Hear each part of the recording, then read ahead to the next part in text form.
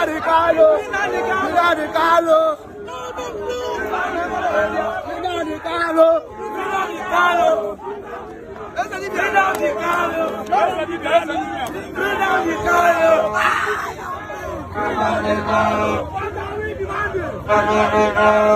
are we asking?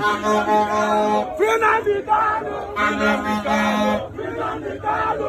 Nnamdi Kanu! Nnamdi Kanu! Nnamdi Kanu! What are we asking?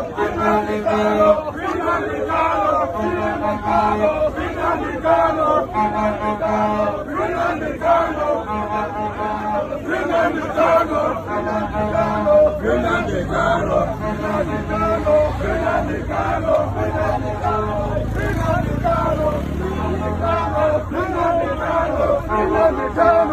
Nnamdi Kanu! Nnamdi Kanu! Saturday night, Sowore described the police threat as an act of cowardice and a clear attempt to suppress the voice of the people. He maintained that the protest will go on as planned, emphasizing that no amount of intimidation or fear tactics will stop citizens from demanding the release of IPOB leader Nnamdi Kanu, who has been in detention despite several court rulings ordering his release. According to Sowore, the planned protest is not just about Nnamdi Kanu alone, but a fight against oppression, selective justice, and the shrinking space for freedom of expression in Nigeria. He accused the government of using state institutions to silence dissenting voices while ignoring the real issues facing millions of Nigerians, including poverty, insecurity, and corruption. Greater than, "We've seen enough of this dictatorship masquerading as democracy. The people have the right to assemble, to speak, and to demand justice. This struggle is not about tribe or religion, it's about truth and freedom." There's no going back, Sowore said boldly. His statement has already sparked mixed reactions across social media, with many Nigerians praising his courage and others expressing fear that the standoff between protesters and security agencies could lead to another round of violent clashes if not carefully managed. Meanwhile, sources within civil society movements confirm that despite police warnings, thousands of youths across major cities, including Abuja, Lagos, and Enugu, are mobilizing massively for the Monday protest. Some have vowed to defy any restrictions, describing it as a final stand for justice. As the clock ticks closer to October 20th, a date already symbolically tied to memories of the 2020 NSARS protests, all eyes are now on the Nigerian government and security forces to see whether history will repeat itself or if dialogue will prevail. One thing, however, remains clear from Sowore's latest bombshell: the protesters are ready, determined, and unshaken.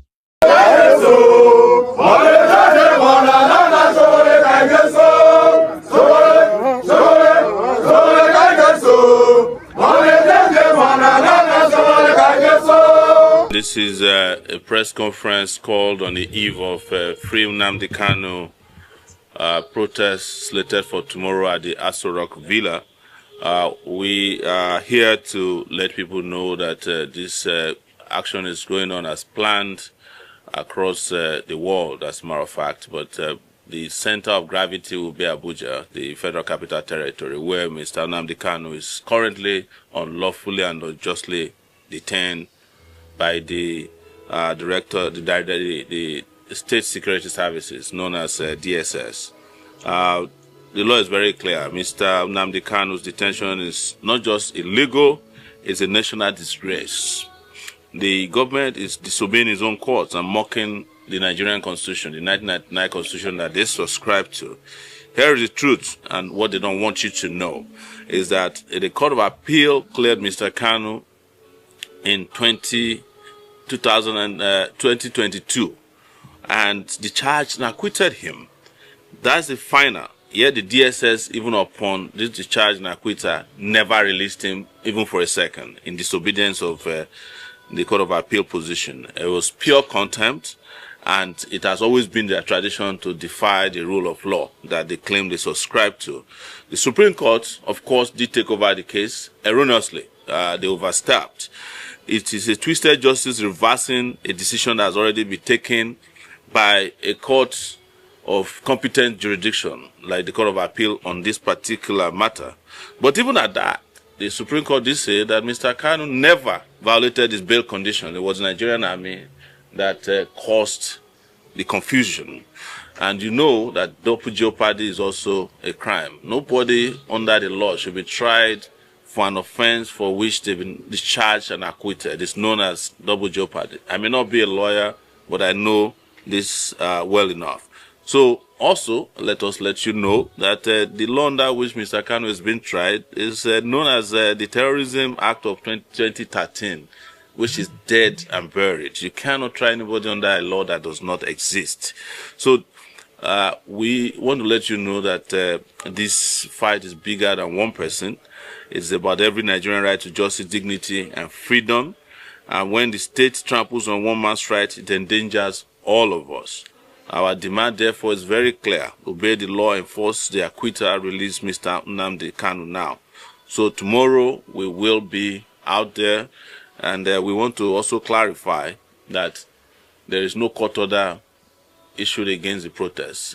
Of course, the police, in their anxiety and desperation, went to Federal High Court judge on Friday and asked them to stop us from visiting certain areas. In fact, they initially wanted to ask the judge to stop, but the judge vehemently denied that he cannot ask the Nigerians not to protest, exercise their fundamental human rights. So they granted a limited order. And the judge, in his number 3 order, said they must serve the defendants. They must serve the defendants by Friday. We have not been served. I only got to hear about the order through another person, and the order has lapsed because, as an ex parte order, service is the only thing that can activate an ex parte order. That has not been served. So we are going ahead tomorrow, and we will march peacefully, powerfully, and legally on the streets of Abuja. And anywhere you might be, our own position is that this must be completely peaceful protest.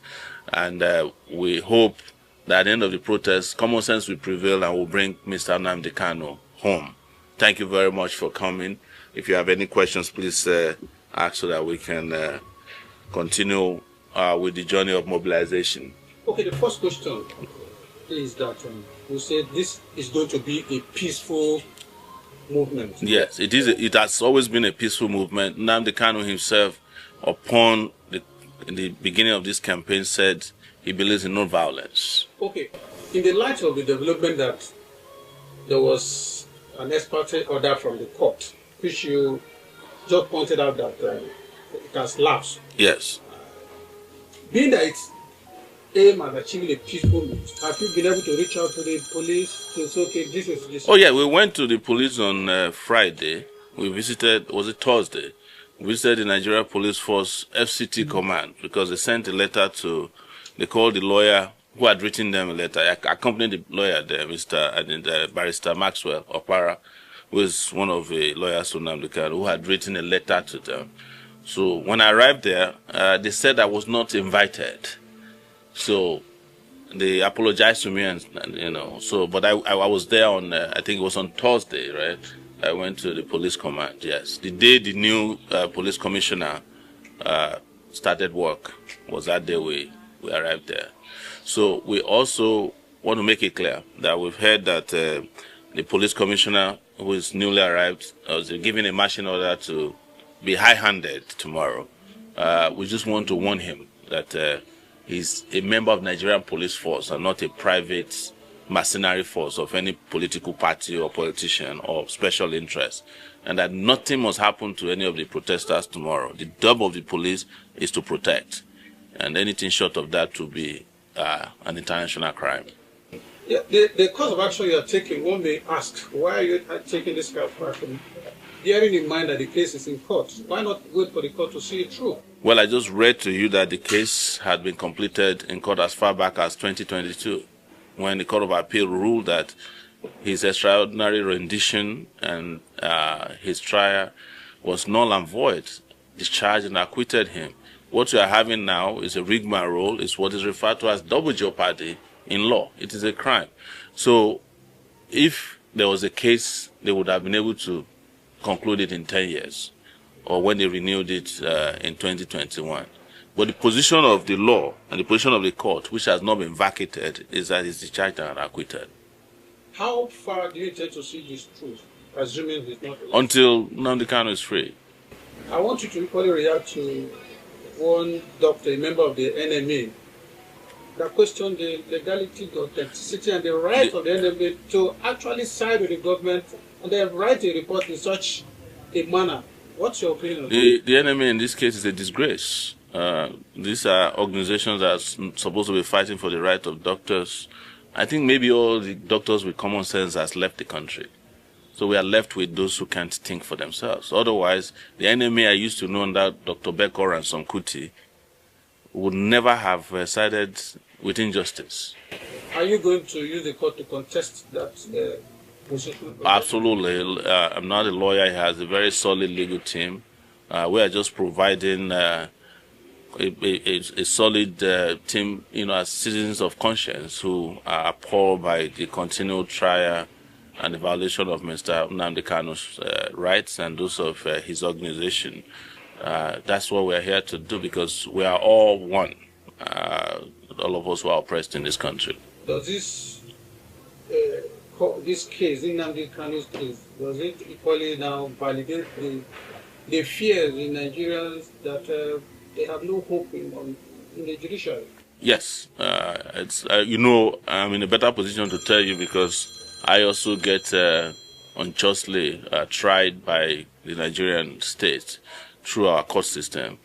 Just 2 weeks ago, I was in 1 week tried to court for offenses that were not only nebulous, frivolous, but violated even my own personal dignity, and they were done by judges. So this is also a challenge to our judges and the Nigerian judiciary to go back to doing the work of what is just and legal. Finally, what would you say to those who are nursing the fears that the court has made a decision, the police will go high, and then they shouldn't? No, there's no decision, let's be very clear, there's no decision from the court not to protest. The only order that was given to the police, which we just saw today, said, don't go to Aso Rock and don't go to certain sensitive buildings, according to them. But we have told you the position of the law regarding an ex parte order obtained but not served. You can only activate an opt-out. And the judge was very clear. Serve the defendant by Friday with close of business. Nobody served us. Even though I was at the police station myself. I think I was on the police station on Friday. I wasn't served. I was at the FCT command on Friday. Same day they were obtaining their court order, their fake court order.